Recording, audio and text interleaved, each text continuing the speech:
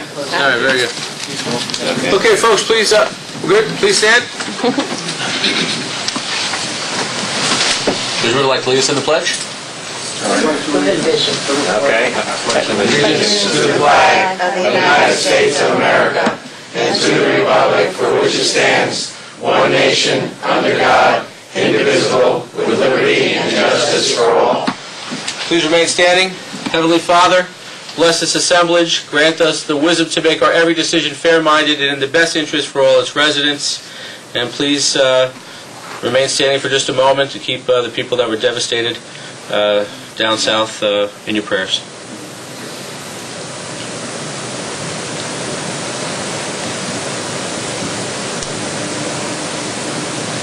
Thank you. Okay.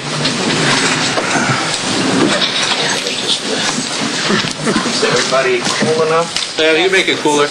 Okay, so welcome to the Town of Rhinetown Board meeting for May 21st, 2013. While we're waiting for the supervisor, we'll start with some housekeeping items. First will be a motion to accept the minutes for the April 16th meeting, 2013. Motion to accept. Do you have a second? Second. Very good. Please call the roll. Collins. Aye. Mendicino. Aye. Nioras. Aye. Villanova. Yes. Carvin. Okay, and the next would be to approve the minutes for the April 26th meeting.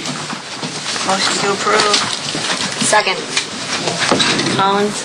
Mendicino. Aye. Nioras. Aye. Villanova. Carvin. Very good. All right, Joe. We'll just take care of that. Look at it. We're ready to go for... are we ready for comments from the public? We're ready for the presentation? Ready for the presentation. You're going to do the presentation, the community. Yeah, we were just taking care of some housekeeping first, Goldie.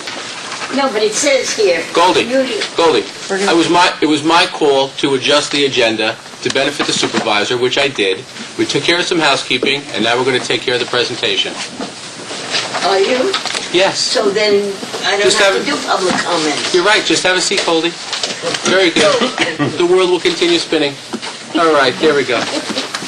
Okay. Well, I have to say that Goldie did make some very constructive comments in our previous Rhinetown Park meeting this evening, and she ultimately has got us up to 7 concerts in Rhinetown Park. That's great.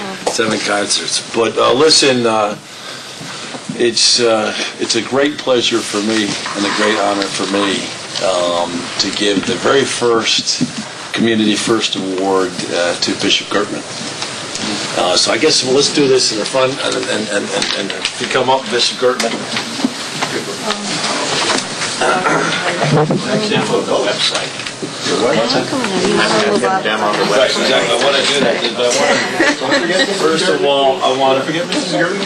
I'm going to get on YouTube, but I want to get it up. And Bishop Girtman and Mrs. Girtman, we come up as well. And the children. And the children? No. But the honorees are Mr. and Mrs. Girtman. Hi, Mrs. Girtman. Thank you so much. And basically what we're going to do is I'm going to ask Mr. Thomas to demonstrate the website and your bio. And what we want to do is make this a very special award. There's a lot of proclamations coming out there. But I don't know if you know, at our very last Rhinetown meeting, we had our 4th basically Tools for Change project. And that's where we get the students from Portchester High School, Linebrook High School, and Rhinebeck High School, and bring them together. And they work on a community outreach project. Now, one of the recommendations from last month's report was that we recognize our community leaders, people that are putting our community first. So I wanted to thank you. I'm going to get this up on the website, and then I'll finish my remarks. Thank you. But I wanted the people at home to see that our honorees. Now, what we tried to do was every month, or every time we give out the Community First Award, we want to immortalize our recipients on our website. And one of the things that we try to do was to get information from the Girtmans on the Bishop and Evelyn Girtman, and then just create a simple web page show the community what they're doing, what they have done. And it's, if you go to the Town of Rye website, it'll be under News and Boards and Committees. And if you scroll down, it'll give a short bio of Bishop Girtman and Evelyn Girtman and the work they've done in our community. And one of the things we tried to do with this award is the reason why we call it Community First is because we realize that the Girtmans have put the community first, ahead of personal gain, ahead of professional gain, and they have dedicated their lives to Portchester and the town of Rye, and that's the reason why we are giving them the song.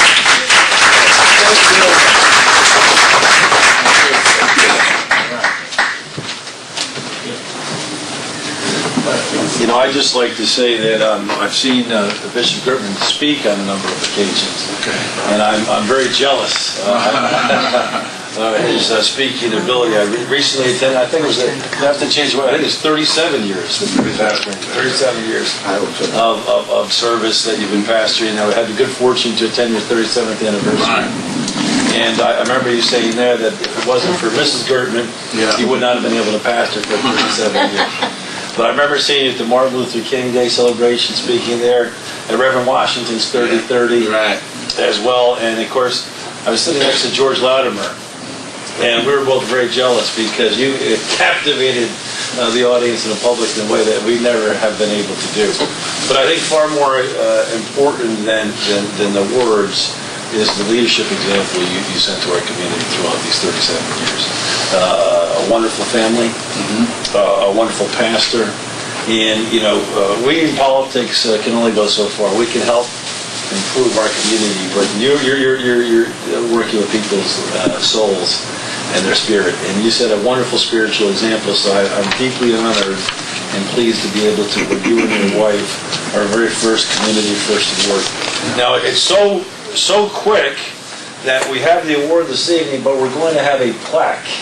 So you're soon, but we couldn't get it done in time for our very first. So this is we want to give this to you and your wife, and thank you for your 37 years.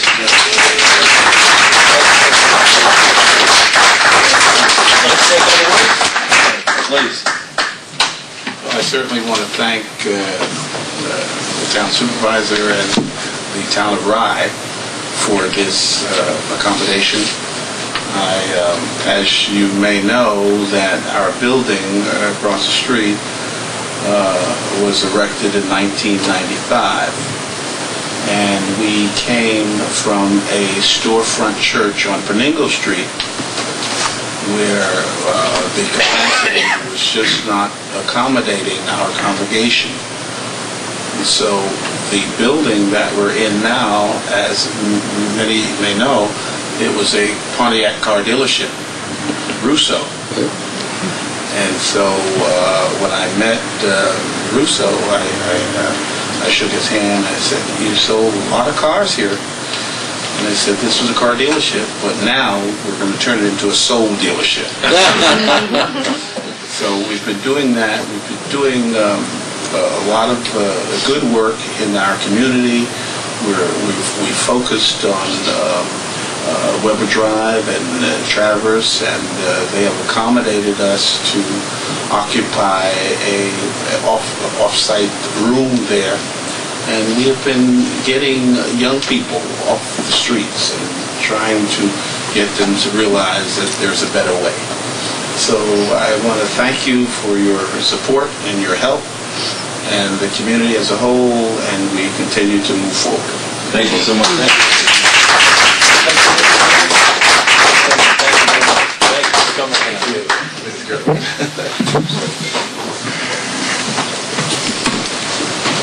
Okay.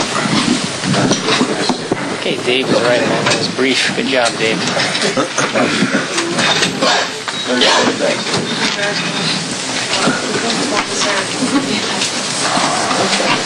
You want to sit? I'm sorry. That's all right.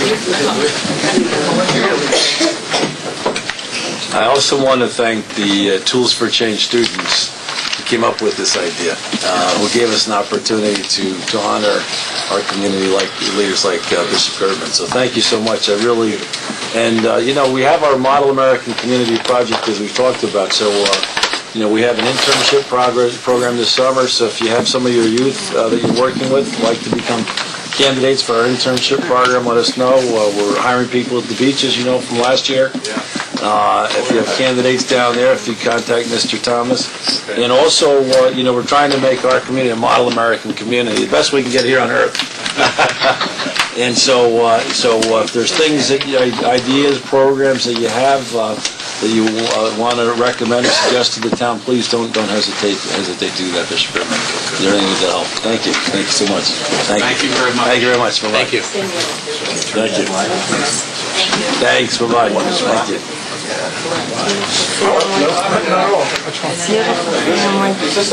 It's out.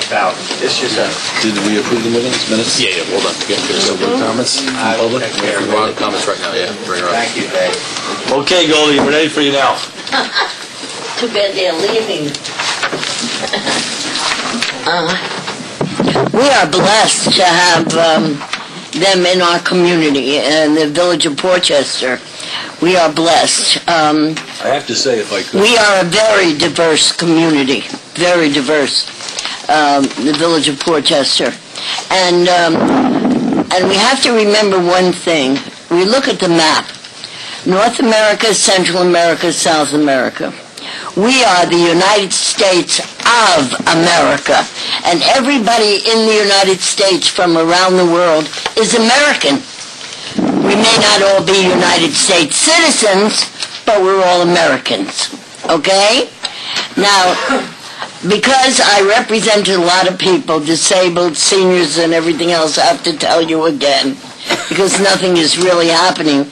I'm still getting people stopping me and telling me they're very upset. We are a village, and I believe we are the poorest village in Westchester County, the village of Portchester.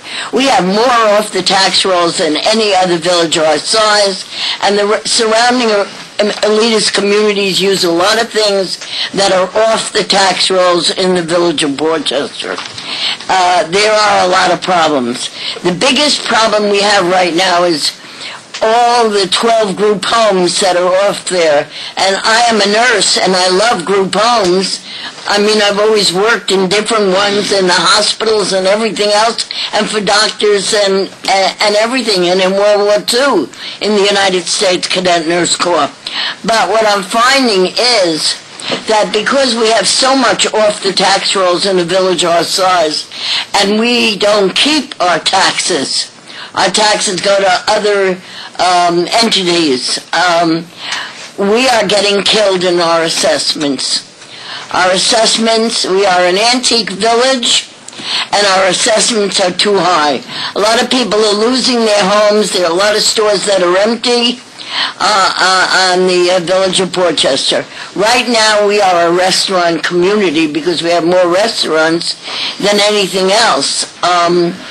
And I just want to make you aware, as I did with Joe Carvin at the Park Commission meeting, that August 24th is Portchester Day at Lyon Park. And we need a table there from Rye Town, because Rye Town is a historic town.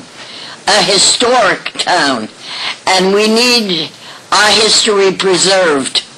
And we should have a table for Rye Town at August 24th at Lyon Park to show the people and tell the people and keep history alive. See what you can do to help the people of Portchester. I can't do it by myself. I'm only one person, one vote. It has to be government that helps the people. And we have so many levels of government. A lot of them are double dippers. They have two-day jobs, two-time jobs. And some of them don't even show up at the meetings. And when they don't show up at the meetings and they don't have a quorum, they cancel them. But we're waiting outside for the meeting to begin to bring our problems to government to try to get them fixed. We can't do that always. So please help us, whatever you can do. I heard a rumor that this this is going to be sold. I don't know whether that's so or not. I hope not. But maybe we have 222 Grace Church Street, which is a huge building for Portchester. Maybe you can come there. George Latimer is there. There are other people that are there. Maybe you can come there if you have to do what I hear. And I'm not happy about that. So, no, I feel that you're very important. You are the beginnings. You were the beginnings. You were over us. We were sawpits at the time we were Rye Town, which was founded by the English. Okay? And you were there all the time, Rye Town. So you are a very historic building, and you should not go downhill. Okay? So please, help us. Thank you very much, Goldie. Other questions, comments from the public, please?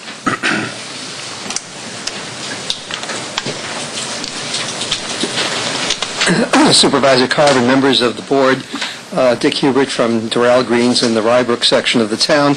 I'm usually on the other side of the microphone taking notes and handling PR for a lot of those of you who are familiar with it.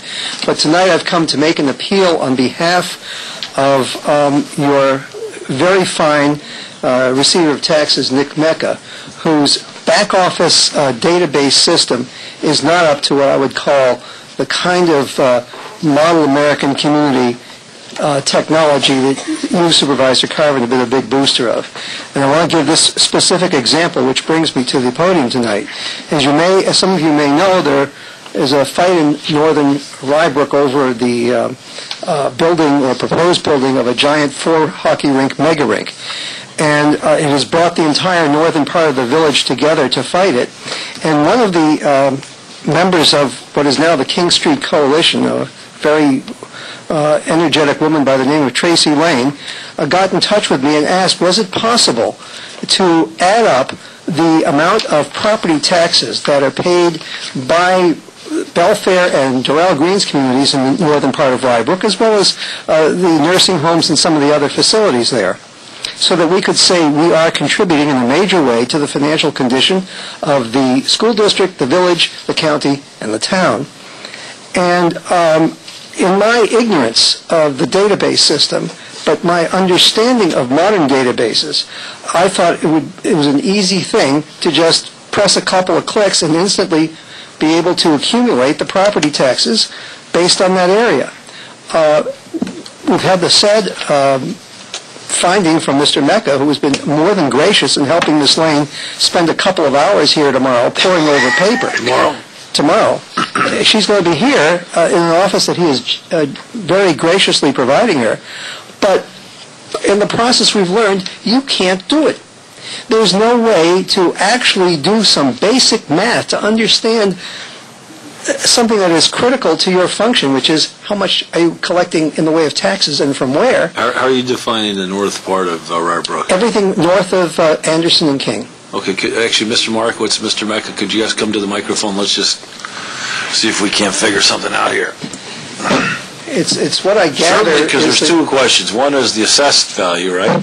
That should be relatively easy to extract, I would have thought. The issue is more what we're paying as opposed to our assessment. Well, just what you... But yes, the assessed value is relatively easy because there is only one assessment roll, which you could go through. You still have to do basically by hand, as far as I know, to get... Well, let's talk about assessment roll for a second. Okay, the assessment roll is organized by section, blocks, and lots.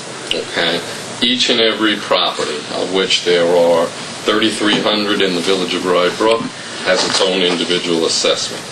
They are sequentially numbered. It's not based upon the subdivision or the development. It's based upon a grid system, whereby the whole town and the whole state of New York's divided into grids. So how difficult would it be to segregate out the north section? The answer to the question is, I don't know. I haven't even been asked this until... No, I'm saying, but, I mean, It is. Presumably, we have, I mean... We have the raw information. There's no question about we have the raw information.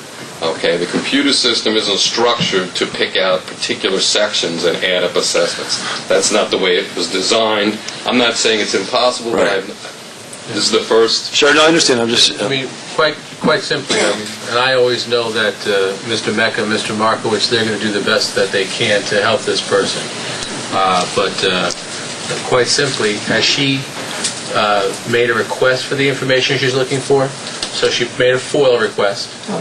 By email. Yeah. Okay, so she sent an email, and you're working on getting the information. Yeah, well, very good. she's going to do it herself. Well, yeah, I'm just trying to figure out the databases, though, because I would have thought, I mean, once you define the streets, don't we know then... We know individually, but the database isn't structured to add up by street. It's structured in a grid system. As I said when we started this conversation, it was the first time that the questions ever... No, I understand, yeah. But all the information is clearly available. Would you just do me a favor, if you talk, I mean, or what was a vision appraisal, did you talk to them to see, who would you look to for assistance on this? First, I would look at the database before I do anything. Right. Okay? I'm not making a claim it's impossible, I understand. but I'm Yeah, not, sure. You've never really been asked to define, to come up with an answer Yes, before, so that you is don't know correct. if it has that capability in your system That's or correct. not. Now, Mr. Mecca's system is Well, different, though. No, I understand, but I Right? just want to step Yeah. one at a time, because I would have thought, once you've defined the streets, you should be able to pull down the assessed value of one section of Rye Brook versus the whole of it. Right, he's saying he may be able to, he just doesn't know. No, that's what I'm saying. He said, so the answer I got is I don't know. Right. And so I'm saying that, but based on my understanding of the system and vision appraisal's capabilities, along with your capabilities, I would have thought it's something that once you define the streets, it shouldn't be that impossible to do. I'm not, without looking, I'm not going to answer you directly. Right. Understand that the way the database is organized is municipalities are king.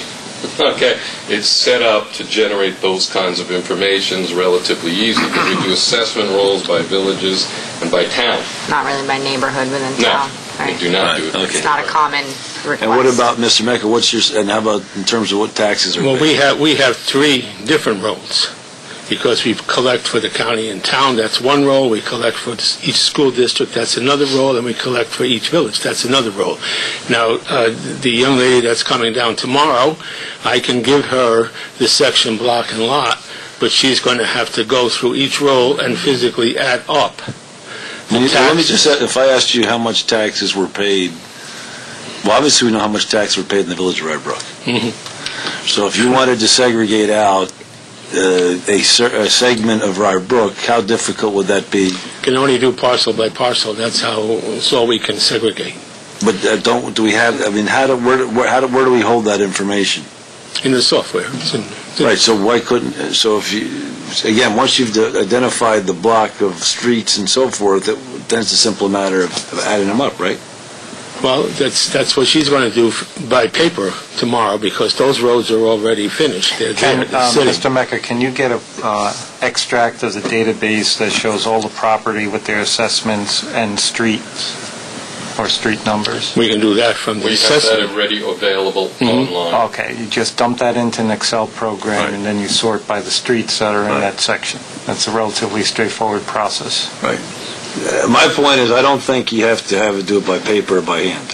That would I'm take very practice. confident. I've got right. When you're our expert, Bob, Councilman Nioras, you're the one that knows this better than anybody. I would have thought. The software is not designed that way. It should be.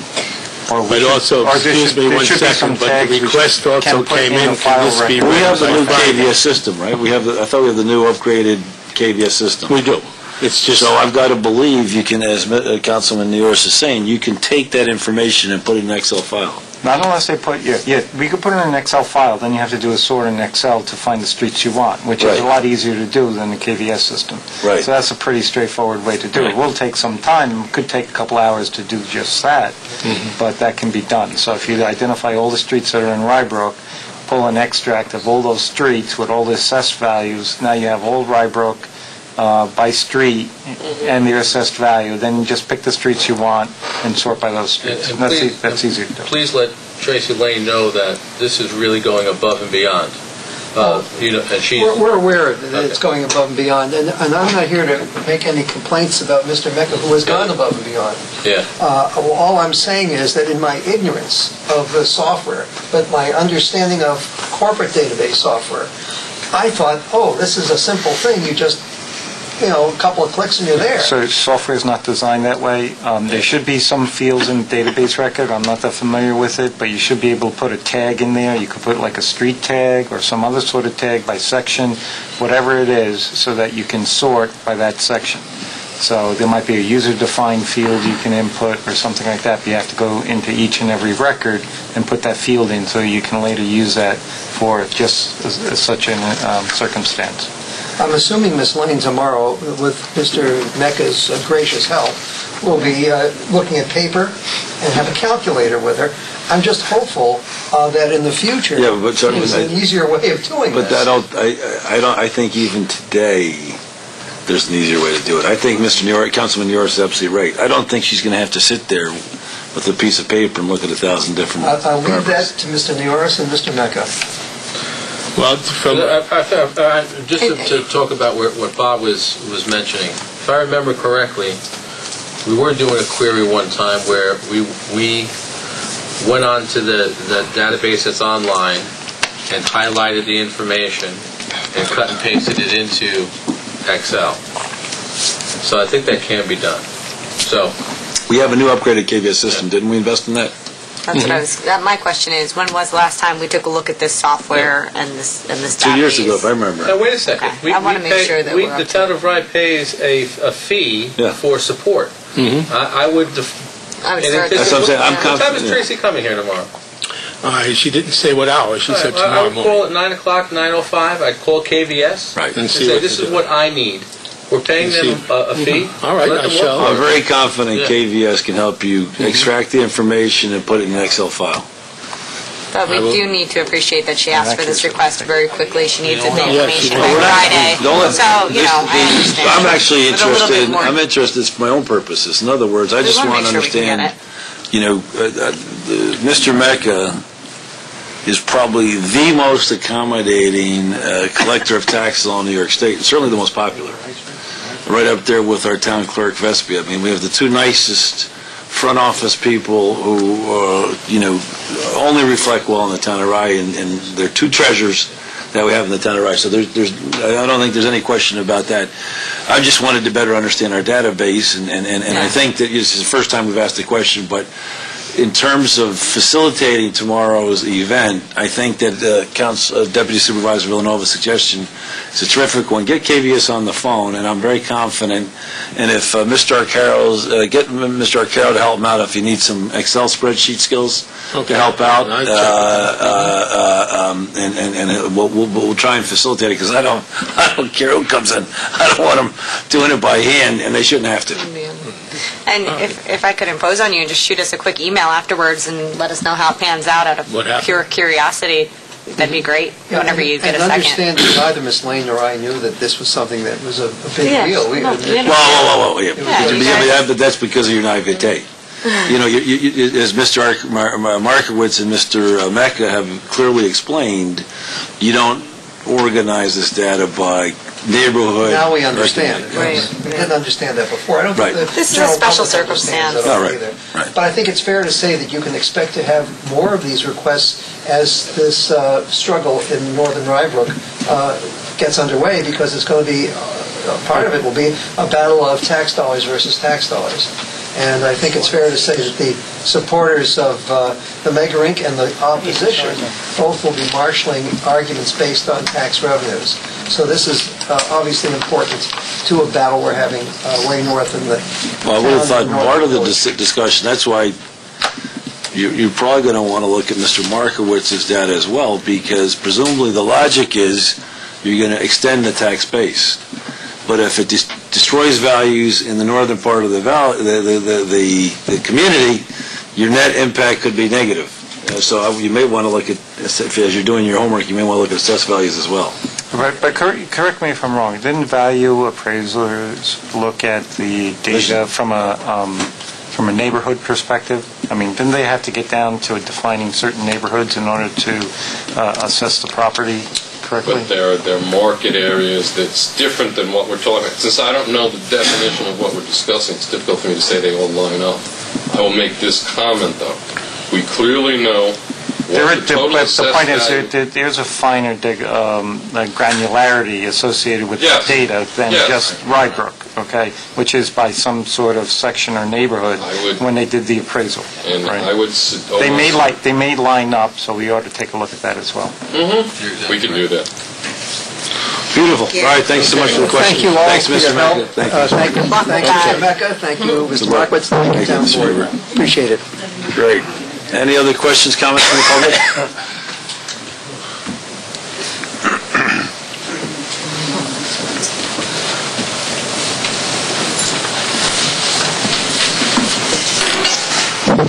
Don Sherry, Rybrook.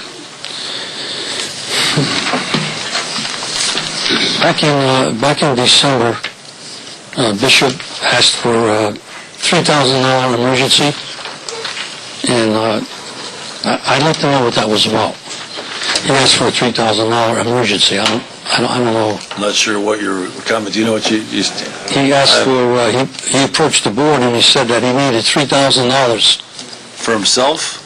No, I don't know. That's what I'm asking. I mean, I don't. It was at the December meeting.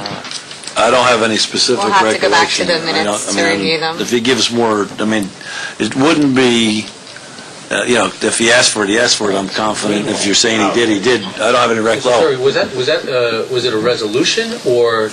No, I have the resolution here. That was the emergency resolution for Greenway Property Services to give us the handyman work. Right. And it wasn't $3,000. It was approximately $1,000 a week or $1,100 a week. Right. Oh, okay. Well, I distinctly remember that you asked for $3,000. That's what it was. Well, it was. Okay. You can go back to the CD and you could. You can check it out if you want.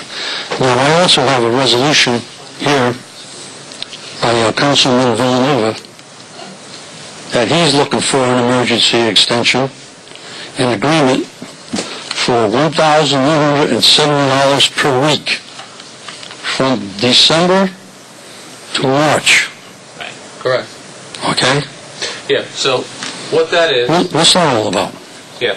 What the resolution provides for is just as it reads there, for Greenway Property Services to handle the day-to-day, and Bishop just elaborate on that, but picking up the garbages, handyman services, and if I remember correctly, it was 12 hours a week of labor personnel and 4 hours handyman services. 8 hours. It was 8 hours. I'm sorry, you're right. 8 hours handyman services.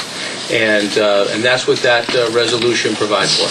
Now, did it stop in March, or are we going to still get paid? That was extended.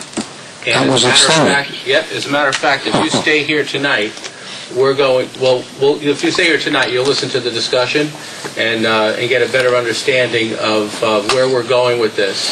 But there will be a definite end date, and I was hoping that it would have been tonight, but unfortunately it looks like it's not.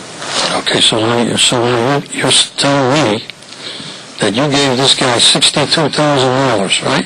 Yeah. To cut grass. Wait a minute. No, that's it. Well, to cut grass. No, but don't commingle the two factors there. Yeah, but the handyman services, which is being bid out.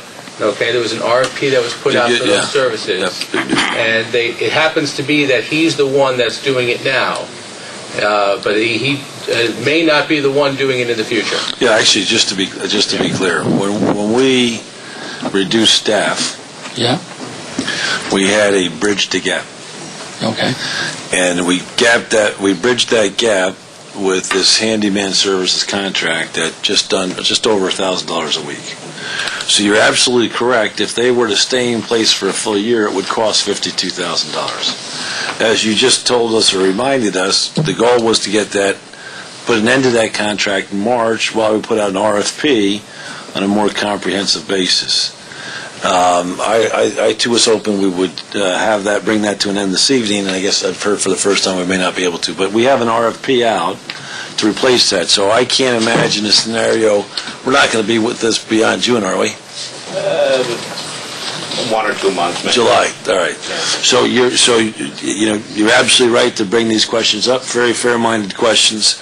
So we have an interim $1,000 a week contract, more or less, that we were hoping to have done by the end of March. We were hoping to have done by the end of May, but the contracting is worked out in such a way it looks like it's going to now be more end of July. I think we got, well, we might as well advance the conversation. What do we get, 3 bids or something, 2 bids and 1 withdrew? We got 2 bids, and one of them notified me that they wanted to withdraw their bid. Right. He has since notified. So are we going to rebid? Is that what we're going to do? Yes, we're going to. All right. So just to bring you up to speed, thank you for anticipating tonight's conversation. In an effort to bring this to a close, we put the bid out on a more fundamental long-term basis. And ultimately, we got 2 bids, one of which was withdrawn. I think there's a gentleman who wanted to put a bid in and got there 7 minutes late. Yep. So ultimately, we're going to rebid the contract. Correct. And we're hoping we're going to get more robust response and better rate. What that does actually is that it makes it more competitive. Right. So, because really, when you think about it, to go forward into a contract again with just one bidder, it's really not a bid. Right. I mean, it's really, I feel it's really not the right way. We'll see if we can do better. Yeah. So right now, we're actually in the hole for almost $18,000 extra dollars. No. So you're forgetting one thing. We let several employees go. Yeah, I know that. So obviously we've saved the salary on them. Okay. And we're going to save the employee benefits over time, and the whole goal, the principal goal, fortunately in New York State, employee benefits are eating up a greater percentage of each municipality's budget. And so you're not comparing the savings versus the increased cost. When you look at the increased cost, even in the short term, even $1,000 a week, we're to the good. We're saving money.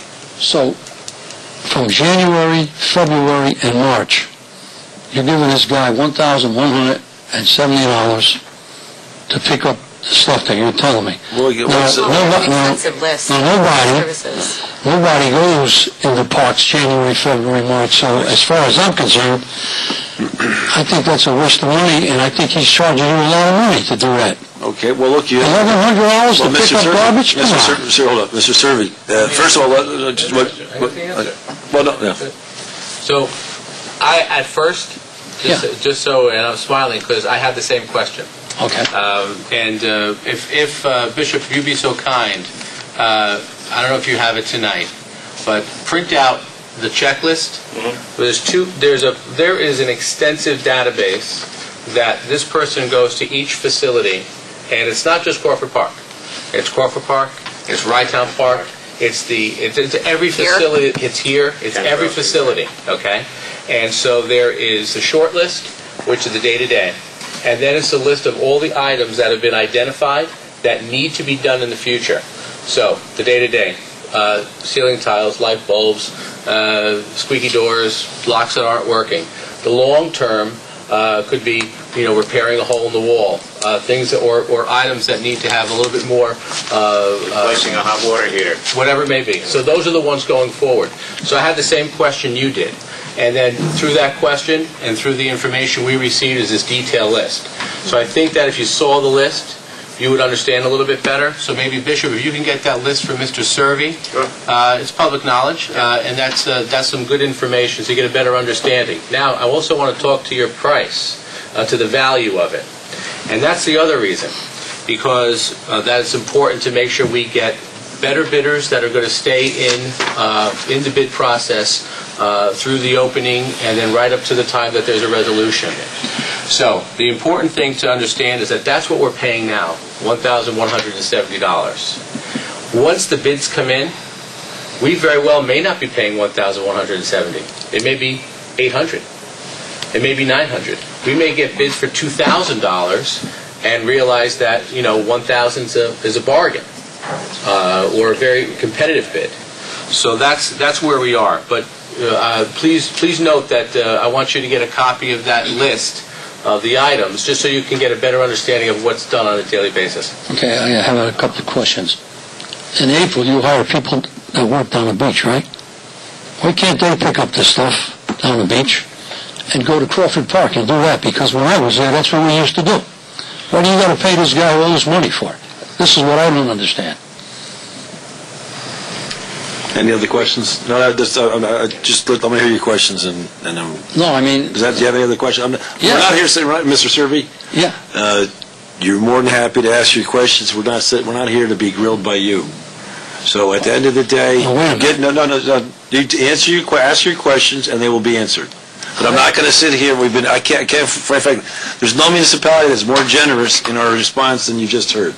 So I want to hear your questions, and I will answer your questions. That was one question. Are you finished? Is that your last question? No, it's not. Okay, then I want to hear all your questions, and I'll answer them when you take your seat. Okay. So the question is, why can't we use our part-time employees in April? Okay. What else? This contractor worked for a year and a half without a license. Which contractor? The contractor that you hired. The Greenway? Yes. Without a license? He doesn't have a license. Okay. So, I have another question. If he doesn't have a license, according to this contract, he's not supposed to be hired. Okay. So how did he get hired? Okay. I have to wait for that answer, right? Yep. Okay. I have a couple more, too. Okay. We have a lot of equipment up in Crawford Park. We have 3 lawnmowers. We have 2 beautiful sanders. We have a tractor. And every day, for about a year and a half, they're getting rustier and rustier.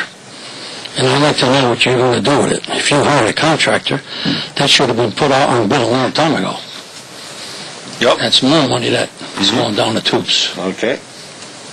And just for a point of information, the person that you hired during the snow, it took him 2 days to clean up the beach.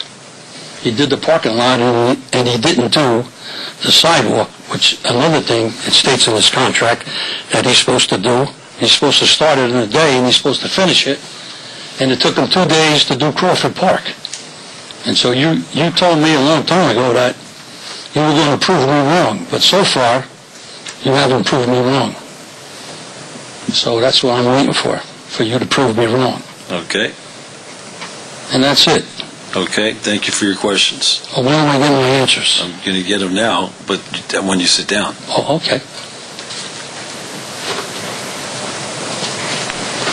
So, Mr. Watnick, you want to just go up to the microphone and we'll answer the questions one by one? I think the first question was why is it we can't use, we're hiring part-time personnel in April, why can't we use them to pick up the garbage? We do. We've hired the part-time personnel for Rytown Park, and they they pick up the garbage now, and the contractor does not pick up the trash at Rytown Park. Those employees are hired. If you'll remember, we set up a separate company now for Rytown Park, so we have a separate federal ID number. They operate down there. They really have nothing to do with Crawford Park. Those are temporary employees assigned to Rytown Park. So the contractor continues to do trash pickup at Crawford Park. He continues to clean the mansion on a weekly basis, once a week on Friday. He also provides that handyman work that we have, that 8 hours of handyman work, which when you have 3, 4, 5 facilities such as we do, we're constantly having things, and I'll be glad to share the list with him, just as I think I share with the board. I think on a bi-weekly basis we send you an updated list. We get a daily report. Right, you get a daily report from the park caretaker. Right. But I'm talking about the list of Greenway activities. My second question was that the gentleman's been working without a license for a year and a half. The contract stipulates that he should have a license. Do you know anything about that? When we discussed this originally, he had applied for a license at Westchester County. I was not aware that the license process was that long. To be honest, he does have a license, and I do have his license number. I don't know when it was awarded, but I do have his license number. So you're saying he does or does not? He has a license currently. I don't know exactly when it was. So when he hired him, he didn't, but he applied for one. Correct, but he had applied for it at that time, so we thought there would be a very quick process. Perhaps it was not as... than we anticipated. Right. Okay, But he now does... everything is... He has his license. I have a copy of it, and I have his...